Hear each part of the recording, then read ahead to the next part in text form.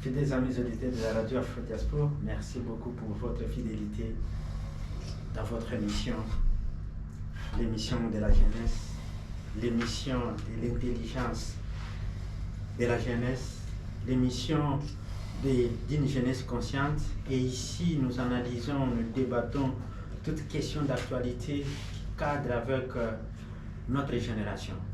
Parce que nous ne sommes pas une génération sacrifiée, nous sommes une génération de jeunes d'avenir. Et comme d'habitude, aujourd'hui nous avons un excellent invité qui a toujours été là et qui nous a toujours donné envie d'aimer débattre, qui nous a toujours donné envie de se révolutionner. Et vous allez l'écouter tout de suite après cette séquence.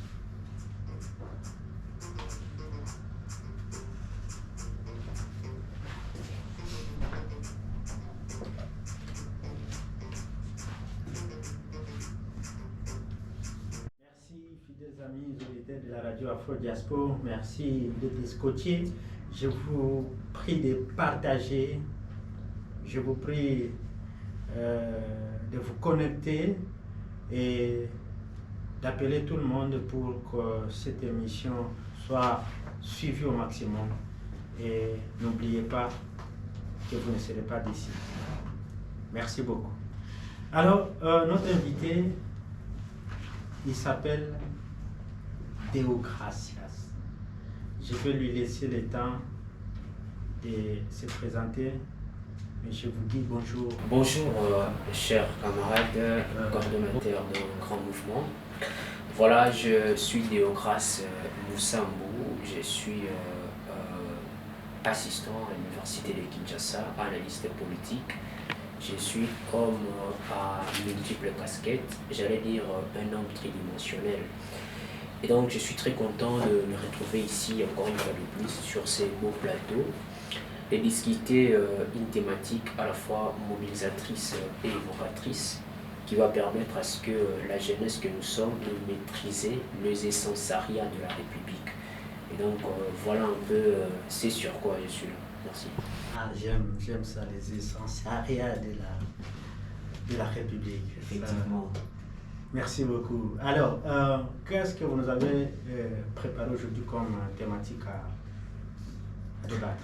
Voilà, cette thématique n'étant pas de nu, comme on dit, donc ça ne sort pas de nulle part. C'est une thématique, comme je l'ai dit, à la fois mobilisatrice et évocatrice.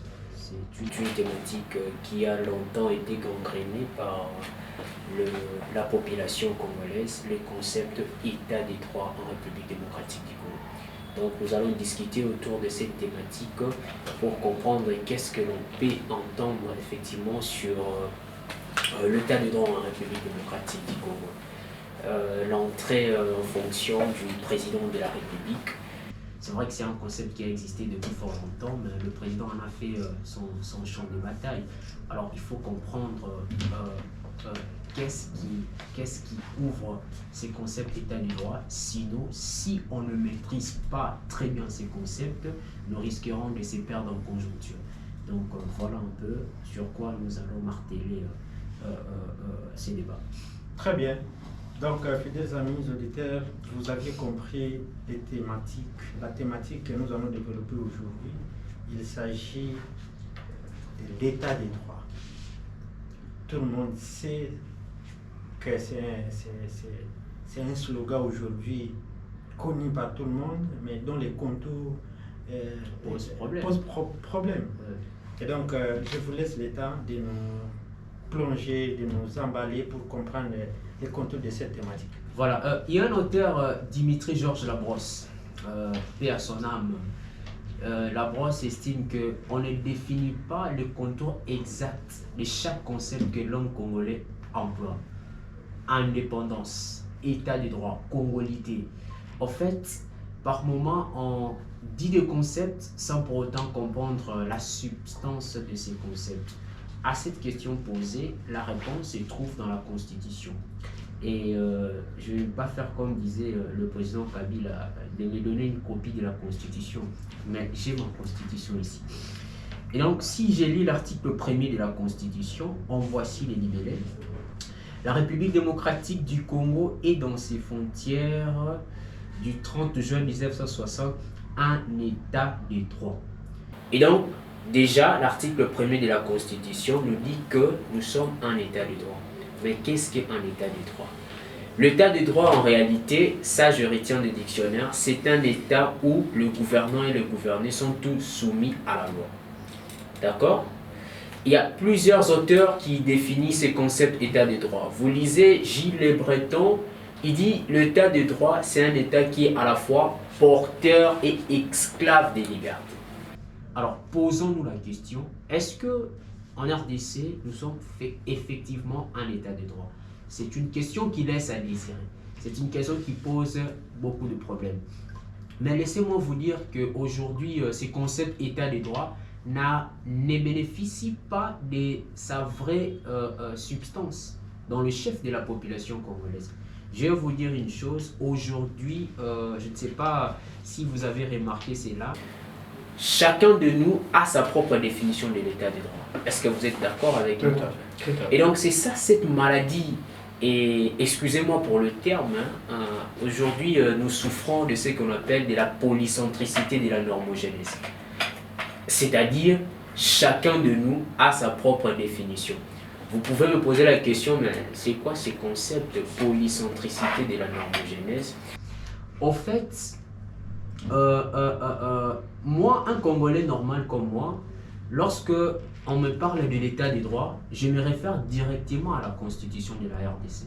C'est-à-dire, la RDC c'est un état de droit. Pourquoi? Parce que tous nous sommes soumis par la sacralité de la règle des droits, par l'hégémonie constitutionnelle. Tous nous sommes soumis par cette constitution. Mais lorsque vous posez la même question à un citoyen, par exemple, de la 12e rue, on parle science, on ne parle pas polémique. Voilà. Donc, lorsque vous posez la question à un citoyen de la 10e rue, ce concept état de droit, il va vous dire que non, l'état de droit, pour que ça existe au Congo, il faut que le président de la République puisse avoir un second mandat. Voyez-vous? Vous traversez à Faden House, ok? Vous trouverez aussi des Congolais là-bas. Vous posez la question, mais pour vous, c'est quoi l'état de droit? L'état de droit, c'est la bataille de la vérité des urnes. J'en ai vu une fois un monsieur me racontait au Parlement que non, il a vu un électeur en train de coller son représentant. Il dit, état de droit. Vous voyez? Donc, nous tous, nous avons beaucoup de regards sur un seul concept. Le concept état de droit souffre, alors que l'état de droit est simple. C'est un état où il y a la délimitation du pouvoir. C'est un état où il y a la sacralité de la règle de droit. C'est un état où la constitution vit. Ok? C'est un état où on regarde la constitution avec des mains tremblantes. Vous voyez? Alors, il faut se poser la question, est-ce que la République démocratique du Congo, à ces jours, peut être regardée vraiment comme un état de droit? Donc, ça me fait très mal où on quitte d'être un état de droit. Nous sommes devenus un état électoraliste. C'est-à-dire, une fois qu'on accède aux fonctions, on projette déjà sur les élections. Voyez-vous, nous sommes devenus un état exclusion, un état tarmac, un état dialogant et dialogique. À un moment donné, on dit non, voilà, est-ce qu'il y aura élection ou pas? Est-ce qu'il faut les dialogues ou pas? Donc, un état conventionnaliste. C'est-à-dire, on oublie même qu'il y a eu cette constitution qui a été votée par référendum. Donc, ça nous chagrine. Voilà. Très bien. Donc, si je comprends bien, l'état des droits ne vient pas d'un homme. Ce n'est pas un slogan qui vient de nulle part. C'est constitutionnel. Tout à fait. Et donc, sur base de ça, il faut des mécanismes, il faut renforcer tous les contours qui doivent accompagner cet état des droits pour qu'il soit mis en œuvre. Tout à fait. Alors, si je comprends bien, est-ce qu'en RDC, nous sommes dans un état de droit? D'un point de vue formel, ok, si vous prenez de la distance, ok, vous regardez avec un regard scientifique, vous allez comprendre que ce pays est à reconstruire. Vous lisez la Constitution, nous avons lu les libellés de la Constitution. Nous avons compris que la Constitution proclame la RDC comme étant un état de droit. Voyez-vous? Mais lorsque on se plonge dans la matérialité, en tout cas, le sujet reçoit beaucoup d'interprétations ou beaucoup d'éclairage, puisque il suffit de voir ce qui se passe, un exemple dans les réseaux sociaux. Si il y a la photo du président, vous allez voir les commentaires qui se passent. Si c'est Chibola, soyez-en rassurés qu'il va à Sensé. Si c'est un Moussafiri qui apparaît dans les réseaux, en tout cas, il faut s'attendre à tout. Et donc, vous allez comprendre que on ne se met pas encore d'accord dans ces concepts état de droit. Donc, l'homme congolais déjà s'identifie dans son propre parti politique en lieu et place de s'identifier dans la nation. Voilà pourquoi à un moment donné, moi je définis les citoyens comme étant cet individu qui meurt dans sa tribu pour renaître dans la nation. Lorsqu'on renaît dans la nation, on a des textes qui organisent un État. Et ces textes, le texte suprême, c'est la Constitution. Alors si on n'arrive pas à appliquer tout ce qui se proclame la Constitution, et donc cet État-là est très loin, en tout cas très loin d'être regardé comme étant un État de droit. C'est vraiment très, très profond ce que vous dites. J'ai envie d'aller plus loin que ça, mais je vais me limiter dans des réalités vécues, parce que nous sommes dans un État, dans un pays où cet état de cause est tellement proclamé. Okay. Et ça donne envie d'en savoir beaucoup plus. Moi, je ne suis pas juriste, mais je voudrais avoir beaucoup d'éléments qui vont me rassurer que nous ne sommes pas dans un état de droit. Ok. Voilà, le premier élément, je vous ai donné les indices. C'est-à-dire, on a toujours la tendance de ne pas respecter la Constitution. C'est cette maladie. Et donc, le problème est anthropocentrique, c'est-à-dire c'est un problème lié à l'homme congolais. Vous avez les textes, ok, mais vous n'avez pas l'intelligence du texte que vous avez. Donc c'est anthropocentrique au niveau de l'homme. L'homme congolais n'a pas encore eu cette culture textuelle. C'est ça le problème. On a vu même des acteurs politiques, des éminents hommes d'État qui n'arrivent pas à respecter la sacralité. Donc ça c'est le premier élément. Le deuxième élément, c'est que aujourd'hui en République démocratique du Congo, on parle de science. Je ne dis pas que voilà, sur toute la ligne, nous ne sommes pas un état de droit, mais on regarde juste. Un état de droit, c'est un état où la justice règne avec beaucoup d'impartialité. Le président de la République même en a dit, il n'est pas trop satisfait de ce qui se passe dans la justice. Donc, si vous voulez connaître que la RDC c'est un état de droit, regardez juste l'appareil judiciaire. Donc l'appareil judiciaire est regardé comme le thermomètre de la démocratie d'un état de droit. Donc moi, scientifique, je ne saurais pas répondre à cette question. Je vous donne juste des indications. Regardez comment est-ce que la Constitution est appliquée. Regardez la justice, comment est rendue, et regardez la qu'occupe le peuple. Donc ce sont des indicateurs phares qui nous permettent évidemment de comprendre si la RDC est effectivement un état de droit. Très bien. Est-ce qu'au-delà de la justice, cette justice qui en réalité n'est pas impartiale, Ah oui, non mais écoutez, moi je suis du domaine, je n'accepterai pas que vous massacrez ma science. Bon, voilà, c'est le débat. D'accord. Alors, est-ce qu'il y a des principes scientifiques qui sont démonstrables ou identifiables pour qualifier un état de droit? Tout à fait. Il y a des principes qui sont aujourd'hui élevés à valeur constitutionnelle. C'est-à-dire, c'était un principe, mais il prend de l'ascension, fait infiltration dans les textes constitutionnels. Je vais vous donner un exemple. Vous prenez l'article 23 de la Constitution. On dit toute personne a le droit à la liberté d'expression. C'est un grand principe d'un état de droit. Dans un état de droit, c'est un état où la liberté d'expression est proclamée. Ça, c'est le premier principe. Le deuxième principe se trouve dans l'article 16 de la Constitution. On dit la personne humaine est sacrée. C'est-à-dire un état de droit, c'est un état où on respecte la personne humaine dans toute son intégralité. C'est aussi l'article 8 de la Constitution qui dit l'opposition politique est reconnue en République démocratique du Congo. Et donc, dans un état de droit, il faut qu'il y ait aussi les contrepoids. Okay? Les contrepoids que l'on appelle communément l'opposition, ça permet à ce que le pays puisse avancer.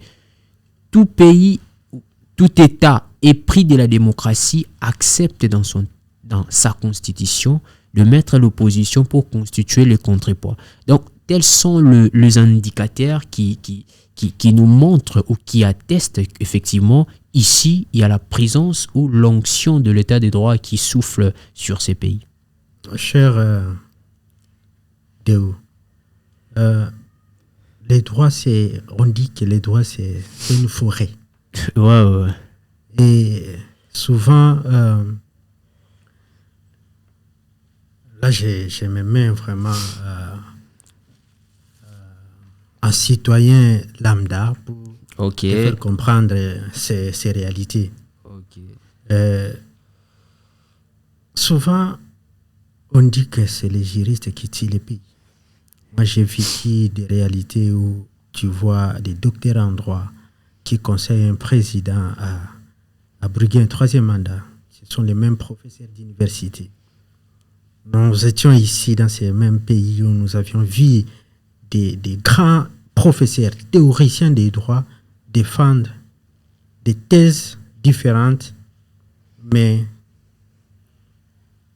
qui a une réalité réelle, c'est-à-dire les gens qui ont les mêmes valeurs juridiques, les gens qui enseignent les mêmes droits, défendent, ont deux ou trois opinions sur une même question qui est censée être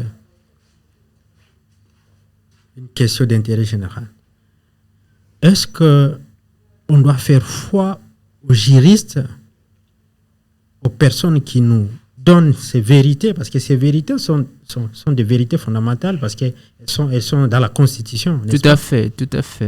En tout cas, je voudrais bien que tu comprennes bien ma question, parce que ce sont des questions que tout le monde se pose. Et j'aimerais savoir, vous en tant qu'expert, est-ce que les problèmes congolais, les mal congolais, les mal des juristes ou des politiques congolais résident dans les tests ou résident dans le moi personnel des personnes en question? Je ne sais pas si je me fais comprendre. Oui, tout à fait, je comprends votre propos. Allez-y.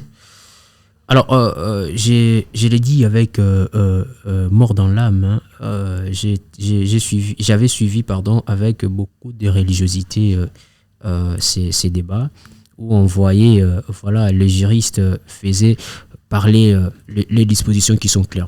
Déjà, il faut savoir qu'il y a un principe en droit.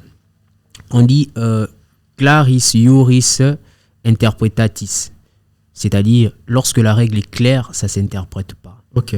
Vous voyez, mais ça nous surprend. Ça nous surprend pourquoi? Parce que on voit de grands professeurs en droit qui veulent faire parler une disposition en lieu place de négliger ces principes sacro-saints que je viens de vous énumérer.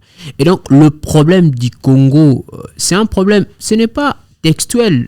La Constitution est claire ici. Okay? Lorsque la règle du droit est claire, ça ne s'interprète pas. Je vous ai dit. Mais le problème, c'est dans l'homme.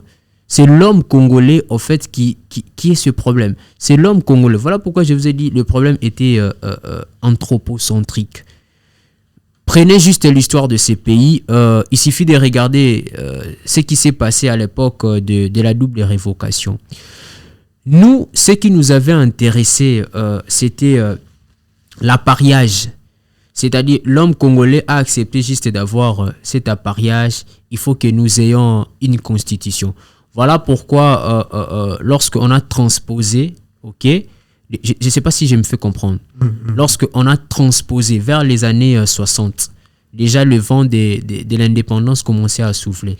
On a transposé des textes constitutionnels qui avaient fait preuve sous d'autres cieux. Et ici, ça produit des effets pervers. Pourquoi? Parce que ce sont de mêmes textes, ce sont de mêmes dispositions. La liberté d'expression est consacrée aussi dans la Constitution française.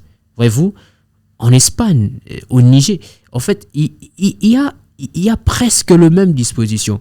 Mais qu'est-ce qui fait que là-bas, ça produise des effets avec beaucoup de bénédictions, mais ici, ça produit des effets pervers.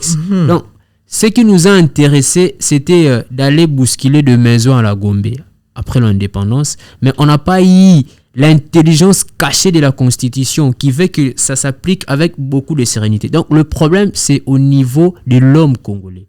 Voilà un peu pour répondre à votre préoccupation. Est-ce que l'homme congolais n'est pas intelligent ou c'est la mauvaise volonté? Non, mais vous savez, lorsque, comme disait un grand professeur, le professeur Jacques Njoli, il dit la constitution au Congo devient comme un chiffon de papier. Le professeur Jacques Njoli, il dit la constitution au Congo devient comme un chiffon de papier, un catalogue de chapelets pour une intention politique. Donc, en fait, on ne fait pas de la constitution comme étant une norme suprême, alors que c'est cette constitution qui nous fait vivre. C'est cette constitution qui permet à ce que nous puissions avoir le vouloir vivre collectif. Voyez-vous? Alors, aussi longtemps que l'on ne va pas respecter la sacralité de la norme de droit, en tout cas, ce pays va aller de plus en plus à la géole. Voilà. Vous pouvez répéter? J'ai dit aussi longtemps que nous n'allons pas respecter la sacralité de la règle du droit, j'allais dire de la norme constitutionnelle, ce pays va disparaître. Voilà. Je crois que vous n'avez jamais été prophète, mais si vous êtes prophète, que cela soit ainsi. Non, mais vous savez, un scientifique, c'est aussi un prophète. Hein. Un scientifique, sa parole vaut oracle, puisqu'il a une appréhension peut-être différente d'un commun des mortels. Vous êtes scientifique, vous connaissez de quoi je parle. Tout à fait. Ouais, donc voilà. Alors, est-ce qu'il y a une théorie comparative des États qui ont réussi à asseoir l'état des droits? Ouais. Vous savez, il faut toujours aller dans cette logique comparatiste. C'est très bien, puisque l'analyse comparée nous permet d'améliorer notre système juridique. Donc, je salue votre question. Vous lisez la Constitution française, par exemple, vous allez comprendre que l'état des droits est assis. C'est vrai qu'il y a toujours quelque chose à arranger, mais le principe fondamental, on arrive peut-être à s'efforcer de faire asseoir. Ok? Mais nous ici, un exemple patent, lorsque vous allez à l'aéroport de Charles de Gaulle, ok? Vous descendez dans l'aéroport, vous regardez avec des lunettes scientifiques, vous allez comprendre que ce pays a une intelligence. Vous descendez au Niger, ok? Vous remarquez que non, l'Afrique, il y a une forme d'intellectualiste qui commence à se dessiner. Ok. Mais lorsque vous descendez à l'aéroport de Njili, vous avez quel constat?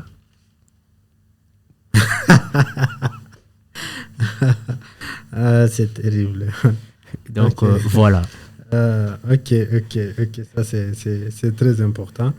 Alors, il y a tellement de questions qui me viennent comme ça. Et je vais profiter de cette occasion pour me dégager. Ok. Et parce que je sais, chaque question que je pose, il y a toujours quelqu'un, de nombreux auditeurs qui sont déjà nombreux. Il y a toujours une question liée à la préoccupation d'un auditeur. Alors, est-ce que les droits, parce que nous parlons de l'état des droits. Ok. Est-ce que d'abord on peut différencier l'état et droit? Ouais, il y a toujours une démarcation. Lesquels est-ce qu'on peut avoir les contenus de chaque... Voilà, lorsqu'on parle de l'État, l'État, en réalité, c'est cette superstructure de base. L'État, c'est une superstructure. Pourquoi? Parce que c'est elle qui permet à ce que nous puissions être assis. Voyez-vous? Un État, l'État a plusieurs définitions, a plusieurs concepts. Ok? On dit que stare, du latin, qui signifie ce qui est debout. Ok? L'État, c'est ce qui existe. Alors, le droit, c'est cette discipline qui vient accompagner l'État dans son fonctionnement. Ce qu'on appelle le droit positif d'un État. C'est-à-dire, ce sont des textes édités par l'autorité publique qui vient accompagner le déroulement de l'État. Voilà pourquoi État de droit, ça doit rimer ensemble. Okay? On ne peut pas dissocier aujourd'hui, monsieur le coordonnateur, dissocier dans des pays dits démocratiques, dissocier l'État avec le droit. Vous créez un monstre. Ok? Vous créez un monstre. Vous créez des monarques. Aujourd'hui, si vous mettez le droit à côté, mais c'est la dictature, c'est la tyrannie. Ouais. Vous aviez dit, dans l'une de votre intervention ici, vous ne cessez de marteler sur le vouloir vivre ensemble comme fondamental de l'État. Oui. On peut en savoir plus. Oui. En fait, c'est même la finalité d'un État. C'est le vouloir vivre collectif. Puisque la finalité même comment on appelle le concept du pouvoir politique. Voilà. Donc le pouvoir politique, c'est le mieux vivre collectif. Voyez-vous, c'est ça la finalité. Donc un État de droit, c'est aussi un État qui s'occupe de la satisfaction générale, qui met tout le monde à la sellette. Vous voyez? Et donc, ce concept de vouloir vivre collectif, c'est un concept vraiment pris de la science politique, mais s'appliquant aussi en droit, ok, pour montrer la finalité de la règle juridique, pour montrer aussi la finalité de la science politique. Vous voyez? Donc, voilà un peu ces concepts.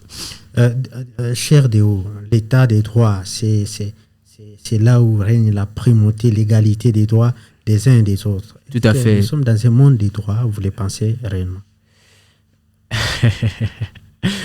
Mais formellement, oui, nous sommes dans un monde des droits. Est-ce que vous pensez que nous sommes tous égaux devant la loi?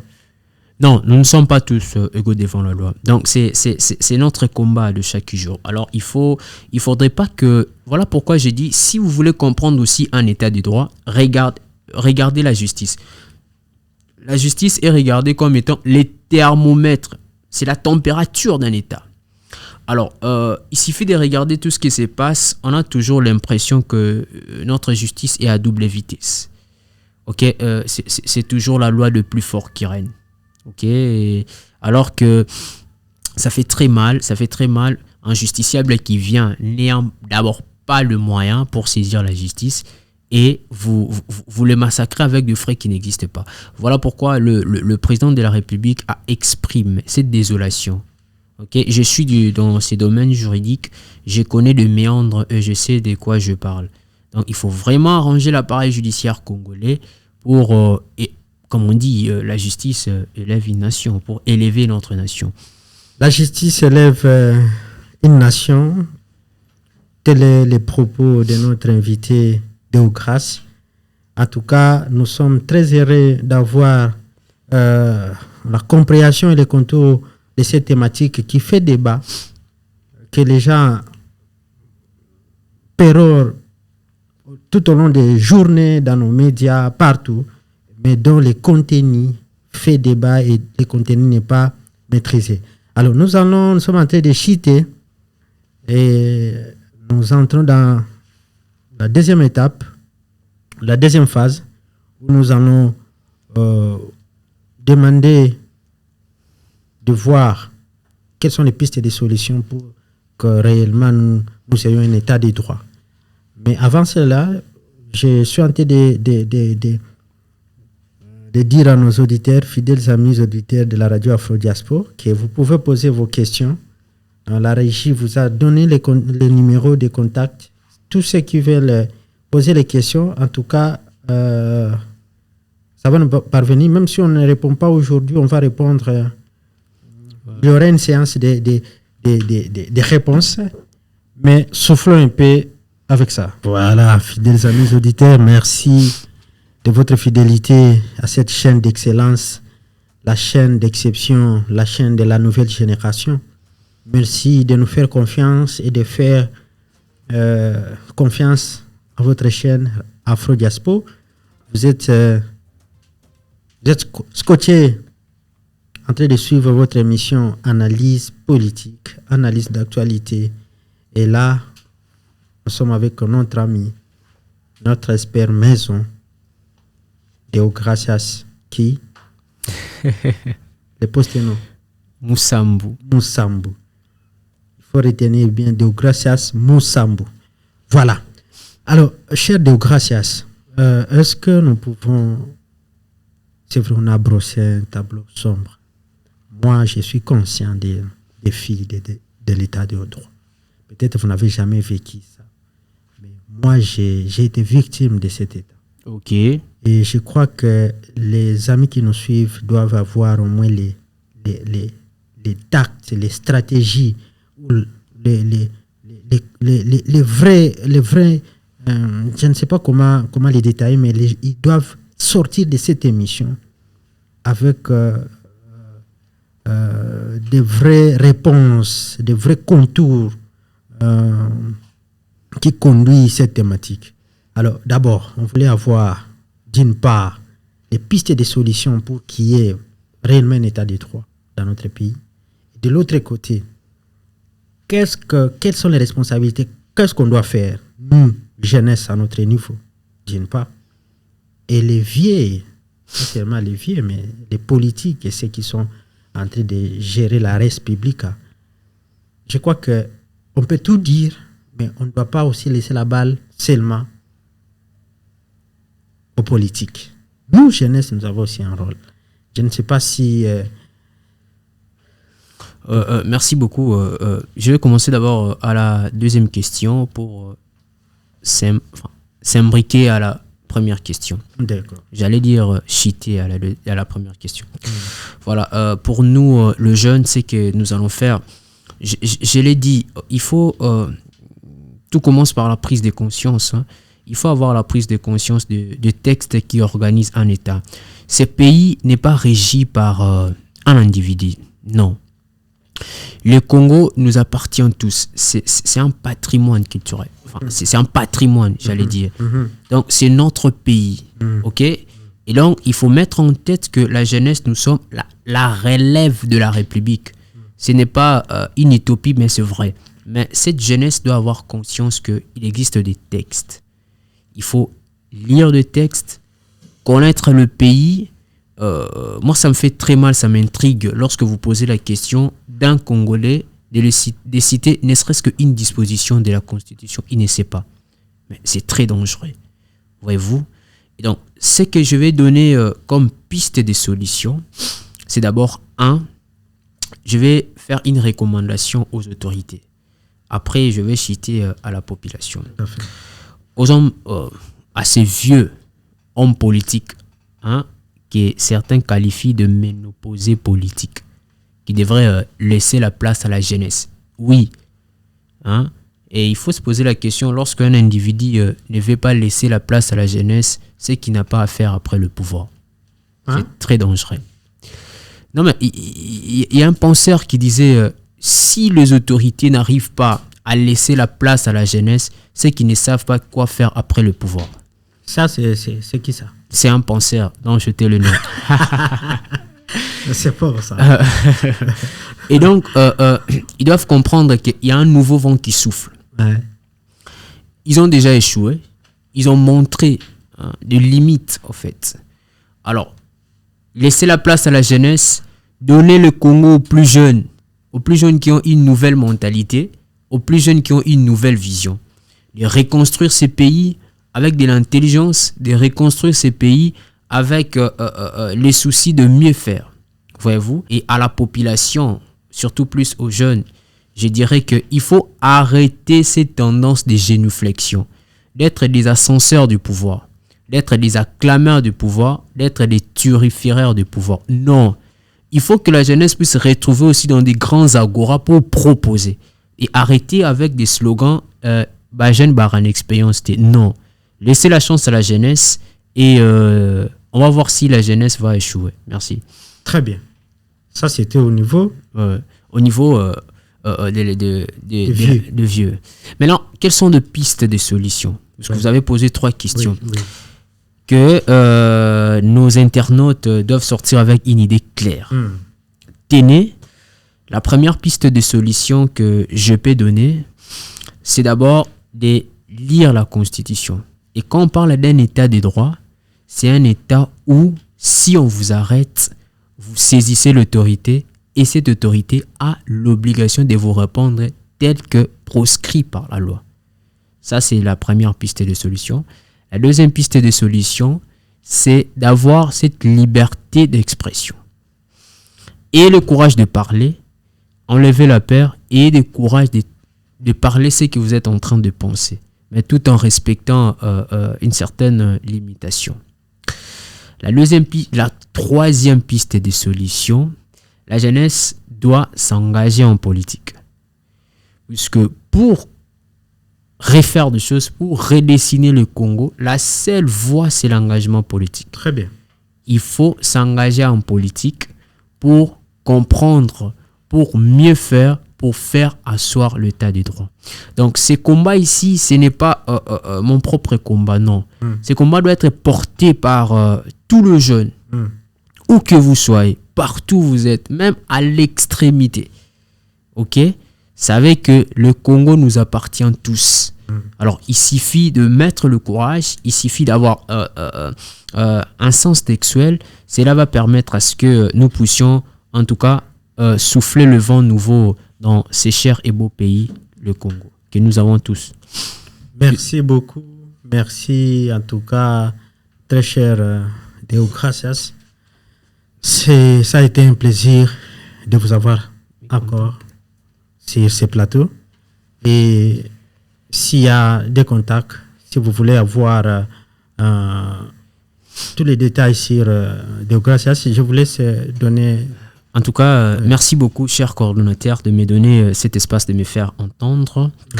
Et s'il y a des gens qui souhaitent nous puissions échanger sur d'autres thématiques, ils peuvent toujours me contacter par le plus 243 82 07 87 555. Donc plus 243 82 07 87 555. Donc c'est Deograce Moussambo. Et sur les réseaux sociaux? Ouais, tapez R Foch, c'est-à-dire R-F-O-C-H-E Moussambo. Donc R-F-O-C-H-E Moussambo. Donc vous allez facilement me rejoindre.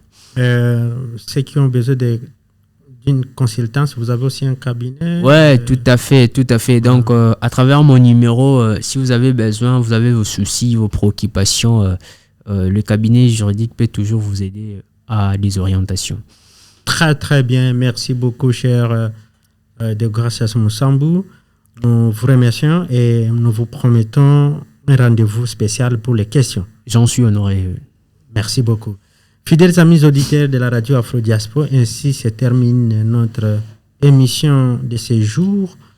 Nous vous remercions d'avoir été nombreux, scotchés, partageant cette thématique qui fait débat dans notre pays, mais qui est très important, l'état des droits.